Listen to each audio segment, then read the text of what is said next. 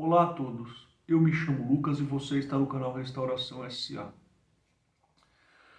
Gente, eu não consigo nem falar bom domingo a todos hoje, porque não tem como ser um bom domingo. O planeta, ele não é uma ilha em que nós estamos isolados. Eu não vou aqui falar de carnaval, eu estou me lixando para o carnaval, para não falar outra coisa. Nós estamos vivendo uma situação no mundo gravíssima.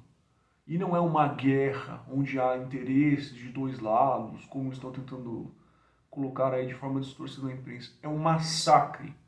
O país que tem a maior quantidade de armas nucleares do mundo, que tem 1 milhão de soldados alistados, que tem 722 milhões de habitantes, está invadindo um país bem menor, proporcionalmente, e massacrando as pessoas desse país com a desculpa de que ele quer se defender, com a desculpa ridícula de que ele quer se defender, que ele está se sentindo ameaçado, que ele está sendo oprimido. Você está massacrando literalmente pessoas inocentes, destruindo aeroportos, dominando tudo, cercando a capital, visando matar o presidente de um país. Agora o Putin até deu uma declaração que quer que o exército dê um golpe militar naquele país para ele controlar o exército, sob a desculpa de que ele quer se defender. Isso é uma piada, tá? Então, no vídeo de hoje nós vamos falar sobre a situação da Ucrânia e nós vamos falar sobre covardes. 3 covardes no caso. Seriam eles, obviamente, Adolf Hitler, Putin, né? Esse desgraçado, e o atual presidente dos Estados Unidos, Joe Biden, frouxo. Nós vamos falar sobre esses 3 covardes. Não sei nem por onde começar. É que eu não quero deixar esse vídeo muito longo, mas eu vou resumir um pouco. A Primeira Guerra Mundial, resumidamente, aconteceu por uma pessoa que foi baleada. Vocês podem pesquisar aí a história da Primeira Guerra, mas na verdade ela aconteceu por interesses econômicos, tá? Vários países estavam em desenvolvimento militar e meio que existia uma pressão para esses armamentos serem testados. Então foram buscados vários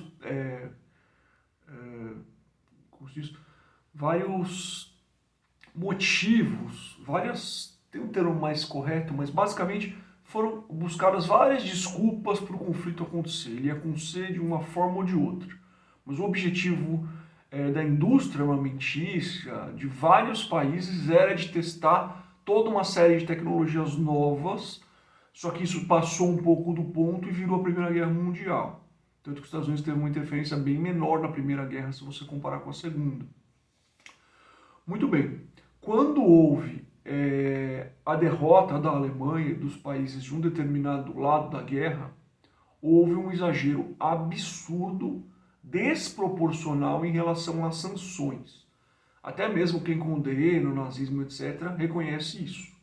E foi assinado um tratado, chamado Tratado de Versalhes, em que a Alemanha e outros países foram, de certa forma, humilhados, obrigados a se render de uma forma humilhante, e lhes foram impostas sanções econômicas que quase que quebrariam esses países. No entanto, esses países eles conseguiram se segurar até um certo tempo, mas isso gerou uma situação de revanchismo muito grande. Depois da queda da Bolsa de 29, onde a situação econômica desses países, porque os juros estouraram, porque diversas situações aconteceram e forçaram os Estados Unidos e outros países a cobrarem aquela dívida do Tratado de Versalhes, se criou uma conjuntura que já vinha sendo construída ao longo dos anos que permitiu o Hitler tomar o poder. E o que ele fez? A primeira coisa que ele fez foi usar esse revanchismo histórico para manipular as verdades e invadindo partes da Europa. Então, primeiro ele pegou a região da Alsácia e da Lorena, que eram partes ali anexas da Alemanha, que foram tomadas por conta daquele tratado. Ele falou, não, vamos recuperar porque eram regiões separatistas. A mesma coisa que a Rússia está fazendo, eu vou chegar lá. Depois ele foi invadir a Áustria e ele foi recebido quase pacificamente. Na verdade, pacificamente, porque ele já tinha combinado isso com o governo corrupto da Áustria. Então eles entraram com tanques e já tinham as bandeirinhas nazistas lá. Depois ele foi para a Polônia. Por que eu estou falando assim nessa sequência? Porque o mundo ficava impondo sanções econômicas, achando que eles não tinham poder militar para uma coisa mais grave. E foi permitir invadir um país, invadir outro país, invadir outro país. Resumidamente, o que aconteceu? A Alemanha tomava essas sanções, mas os recursos que ela extraía desses países, ela literalmente destruía tudo. Esses países pegava tudo para ela, compensava. Eles usavam esses recursos para construir mais tanques, para construir mais armas. Basicamente, eles chegaram quase indo da esquerda para a direita, se você olhar o mapa mundi, até a fronteira com a Rússia. E aí eles começaram a ficar mais ousados no sentido de querer atacar a França, de querer. E aí isso só, na verdade, começou a ter uma resistência corajosa a partir do momento que Winston Churchill assumiu o cargo de primeiro-ministro da Inglaterra. E aí a coisa deu uma virada porque alguém percebeu o tamanho do risco. Antes disso, várias pessoas frouxas fizeram acordos de paz enquanto o Hitler estava invadindo. Tá. O Hitler, não quero falar muito sobre esse verme, na verdade, mas assim, era um cara baixinho, doente, psicopata, complexado, que sequer era alemão, tá? Que criou uma doutrina totalmente deturpada sobre o mundo, e essa doutrina e diversos complexos que ele tinha, ele impunha no seu regime e as pessoas seguiam com medo e outras porque achavam que estão melhorando o país. Tá? Eu não quero mais falar sobre esse lixo, mas vamos para o outro lixo. O Putin é exatamente a mesma coisa. É um cara baixinho, um anão praticamente, complexado com a altura dele, complexado com a aparência dele, complexado com uma série de coisas, que veio da FSB, que é o Serviço Secreto Russo. Sabe qual era o trabalho desse cara lá? Coletar informações. Basicamente, ele vivia de espancar pessoas, pôr saco na cabeça das pessoas, jogar água nelas, torturar as pessoas. E falam que ele é um herói de guerra, entre aspas, porque ele foi infiltrado na Alemanha Ocidental. Na verdade, ele foi um covarde de guerra, uma pessoa que nunca enfrentou ninguém na mão, uma pessoa que sempre lidava com as pessoas amarradas a uma cadeira para ele torturar. Esse é o presidente da Rússia. Presidente, né, entre aspas, barra ditador. Esse cara, ele está há 22 anos no poder, em eleições falsas, em que elegem uma pessoa, depois ele volta, elege uma pessoa, depois ele volta, só que quando elege essa pessoa, é ele que manda, entendeu? E assim, muita gente na Rússia, durante esses 22 anos, foi oprimida. Diversos jornalistas desapareceram, muita gente lá é contra ele. Só para vocês verem, depois da invasão da Ucrânia, se 1.000 pessoas desapareceram, quer dizer, desculpa, se 1.000 pessoas foram presas em protestos, imagina quantas centenas não participaram desses protestos, tipo 100, 200, 1.000. Imagina quantos outros milhões de russos não são contra isso, entendeu? E vivem com medo, porque lá existe uma cultura do medo, existe uma cultura da delação. Tipo, se uma pessoa fala mal do governo, a outra delatar, ela é premiada, com tem melhorias fiscais, quer dizer, não é uma democracia há muitos e muitos e muitos anos. E eu não estou falando isso contra o povo russo. O povo russo é a vítima. A Rússia é um país belíssimo, com muita cultura musical, obras literárias, obras de arte. É um país grande, é um país lindo. Eu não estou falando aqui do país Rússia, que é um país incrível, que tem uma história incrível. É um povo forte, é um povo guerreiro, tem diversas características boas. Eu estou falando do regime autoritário que hoje controla a Rússia. São duas coisas diferentes. Às vezes na internet as pessoas confundem algumas coisas. O país Rússia é uma coisa. Esse animal que hoje tomou o poder na Rússia contra a vontade do próprio povo russo e que está invadindo a Ucrânia é outra. Outra coisa, já ontem ameaçaram invadir se a Suécia ou me fugiu o nome do país do lado. Mas é um outro país que faz fronteira. Peraí, vamos lá. São os chamados países vikings lá. Tem a Suécia, tem a Noruega, a Finlândia. A Finlândia faz uma grande fronteira com a Rússia. Já ameaçaram se a Finlândia, por ter ajudado humanitariamente, dado comida e água para a Ucrânia, se a Finlândia ou a Suécia entrarem na OTAN, terão consequências graves militares. Quem que esses caras pensam que eles são? Qual que é o problema verdadeiro? Hoje a gente tem internet, o mundo inteiro está vendo.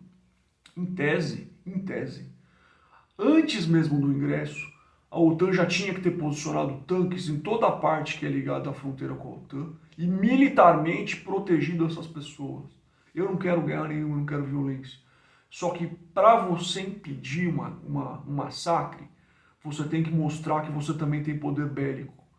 Eu não estou aqui falando bem de governo A, B ou C, mas o fato é, no período em que o Trump foi presidente dos Estados Unidos, e ele era uma pessoa extremamente hostil, até meio louco, não foi nem cogitado isso acontecer. Notadamente, o Putin se preparou para esperar as eleições e quando as eleições foram para o lado do Joe Biden, que é um frouxo, é o terceiro frouxo, o terceiro covarde que eu vou falar depois do Putin, ele já tinha preparado tudo. Por quê? Além de criar toda uma narrativa, apesar de ser ridícula a narrativa dele, né? De que ele está tentando libertar a Ucrânia, tentando proteger o seu povo, ele tinha sistemas de ataques hackers que desligaram praticamente toda a comunicação na Ucrânia, eles já tinham todos os alvos estudados. Isso leva anos para ser feito, não meses. Então eles já estavam preparados para essa invasão e ele deu duas declarações, o Putin, muito perigosas. Uma em que ele disse que a Ucrânia nunca existiu e na verdade sempre foi uma parte da República, da União das Repúblicas Socialistas Soviéticas.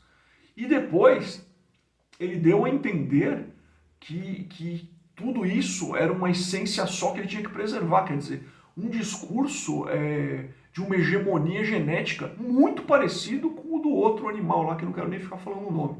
Mas enfim, o ponto é, a mentalidade dele é de tomar o poder em uma região vasta. Então ele vai da Rússia aqui para a esquerda. Então ele vai pegar Ucrânia, Lituânia, todos os países que antes, Romênia, Moldávia, todos os países que antes eram das repúblicas socialistas soviéticas. Vai acontecer o contrário, ele vai pegar tudo até chegar na Alemanha. E aí? Você percebe onde isso pode chegar? Tem um ditado, eu não vou usar o termo em latim aqui para não parecer arrogante, mas é assim: se você quer a paz, esteja preparado para a guerra. O teu inimigo vai saber que você está preparado e vai te respeitar. O líder da maior economia capitalista do mundo, Joe Biden, é um frouxo, é um murra de terno que não faz nada, é um coitado. Essas sanções econômicas que estão sendo aplicadas, elas são uma piada financeiramente. Primeiro, a Rússia tem parceria com a China, que comercialmente não quer entrar em conflito agora, mas que está se abstendo das votações da ONU e vai aumentar o consumo de produtos comprados da Rússia. Então vai ter uma sustentação econômica. Segundo, vou dar um exemplo. Gás natural. A Rússia fornece gás natural numa proporção gigantesca para a Europa. Depois de junho, quando começar a esfriar na Europa, a Europa não vai poder aplicar essa sanção. Então, ou as sanções tinham que ser romper todas as relações com a Rússia para falar, acabou, cara, acabou, a gente não vai aceitar essa loucura. Ou, na verdade, tinham que ter mandado tanques, soldados para dentro da Ucrânia e de outros países, não da Rússia, não invadir a soberania russa, para dentro da Ucrânia antes da invasão, entendeu? Só que isso não foi feito. Então, assim, esse presidente, eu acho que ele é extremamente frouxo. E aqui, novamente, não estou discutindo o lado político.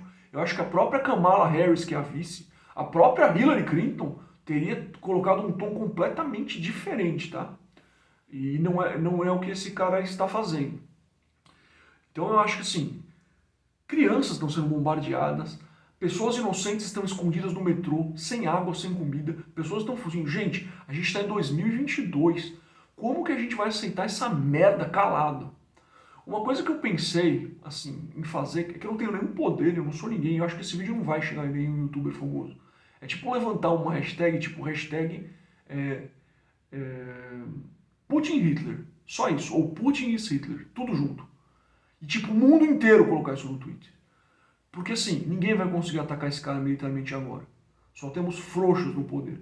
Mas a gente poderia atacar na internet a moral dele, o ego dele.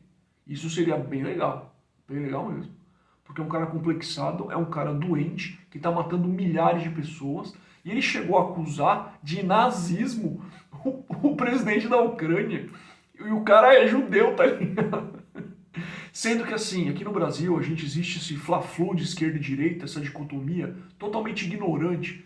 Esses termos foram criados na Revolução Francesa. Se vocês estudarem os partidos jacobinos girodinos que se sentaram à esquerda e à direita, quem eles eram mesmo, todos esses caras, tá ligado?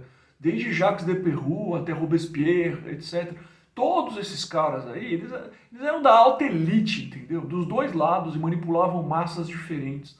Então, esse negócio de escolher lado não é o mais importante. É você ver as características da situação. Se a pessoa é um canalha, se a pessoa é um psicopata. Veja as características do Hitler e do nazismo. Estado grande, Estado controla tudo, um anãozinho no poder, louco, invadindo outros lugares. Veja o Putin, Estado grande, 22 anos no poder, manipulando eleições falsas, querendo aumentar o Estado invadindo outros países como um anãozinho louco, entendeu? Então as pessoas se perdem muito em narrativas de esquerda e direita e não sei o que lá, e não olham as características dos fatos. Os fatos importam mais do que as narrativas. Um país pacífico está sendo invadido por um outro país gigantesco, com um exército gigantesco, estão massacrando pessoas, destruindo aeroportos, vão tomar aquele país à força. O próprio líder desse país, que é o Putin, fala: eu quero que o exército do outro país tome poder para ter uma ditadura militar e eu vou dominar esses caras. Ele está falando isso livremente e ninguém está fazendo nada. Basicamente é isso. Esse é o mundo em que nós vivemos hoje, minha gente. Se fosse possível e alguém conhecesse algum influenciador muito grande que pudesse fazer alguma hashtag para atacar o Putin pessoalmente, já que mais nada pode ser feito, eu acharia legal. Não é por revanchismo, é porque esse cara é um doente. Talvez mexer um pouco com o psicológico dele, deixe ele um pouco mais, sei lá, reticente em relação às coisas que ele está fazendo. Tipo, para mostrar que ele está sendo odiado pelo resto do mundo inteiro, só que de uma forma que quebre a narrativa dele. Porque ele acusa os outros de nazistas, quando na verdade é exatamente o que ele é. Eu vi um protesto que falava assim: Putin terrorista, Putin terrorista. Isso não abala ele, tá ligado? Porque ele era da FSB, ele tem um coração de pedra. Agora, culturalmente, a Rússia tem orgulho de ter lutado contra o nazismo. Na verdade, existia um tratado de não agressão entre Hitler e Lenin que depois foi quebrado pelos nazistas, senão a Rússia não teria lutado, tá? Isso foi um erro tático na guerra do próprio Hitler, que tentou invadir a Rússia em pleno inverno. Foi um burro, como ele é em quase tudo. Mas, na verdade, a Rússia não lutou por bondade contra o Hitler. Ela tinha um tratado de não agressão que foi quebrado.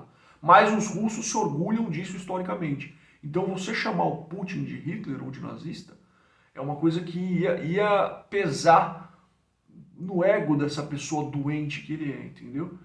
É lógico que eu não tenho poder para fazer isso, eu só estou desabafando aqui, que eu não queria que em 2022 a gente estivesse num mundo em que tem crianças sendo bombardeadas, crianças, mulheres, idosos, trancados embaixo de metrô, passando fome, morrendo por causa de um imbecil de 1,5 m, complexado com a vida e que acha que vai ser um Marte. Esse cara não vai ser um Marte. Esse cara é um ditador, esse cara é um psicopata, não tem justificativa nem ideológica, nem semântica que justifique o que está acontecendo, e a gente precisaria de líderes com um pouco mais de culhões, um pouco mais de inteligência emocional para lidar com essa situação.